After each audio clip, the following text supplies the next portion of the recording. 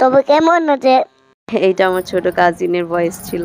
যাই হোক, পয়লা বৈশাখের ড্রেস মেক করার পর আমার কিছু বাতিল কাপড় রয়ে গিয়েছিল, ওগুলো দিয়ে আমি পয়লা বৈশাখের জন্য 2 জোড়া চুড়ি মেক করেছি আমার আর আমার কাজিনের জন্য।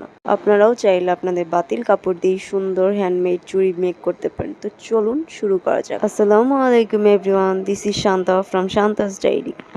এই সুন্দর হ্যান্ডমেড চুড়ি বানানোর জন্য প্রথমেই যে জিনিস প্রয়োজন সেটা হলো বাতিল চুড়ি। আপনারা চাইলে চুড়ি বেস ইউজ করতে পারেন, কিন্তু আমার কাছে যেহেতু অনেকগুলো বাতিল চুড়ি ছিল আমি এগুলাই ইউজ করতেছি। তো আমি যেহেতু একটু মোটা টাইপের বানাবো তাই 3-4টা চুড়ি একসাথে করে দেন গ্লু গান দিয়ে লাগিয়ে নিচ্ছি। এখানে আমি গ্লু গান ইউজ করতেছি, আপনারা চাইলেও যে কোনো গ্লু ইউজ করতে পারেন। চুড়িগুলো একসাথে অ্যাটাচ করার পর আমি যে কাপড়টা দিয়ে চুড়ি বানাবো সেই কাপড়টা লম্বা করে কেটে চিকন করে দেন হলো পুরা চুড়ি সুন্দর করে ঘুরিয়ে ঘুরিয়ে পেঁচিয়ে নেবার। এখানে একটা জিনিস খেয়াল রাখতে হবে, কাপড়ের যেন সুতা না বের হয়ে যায়, কারণ সুতা বের হয়ে গেলে খুব খারাপ দেখা যায় দেখতে।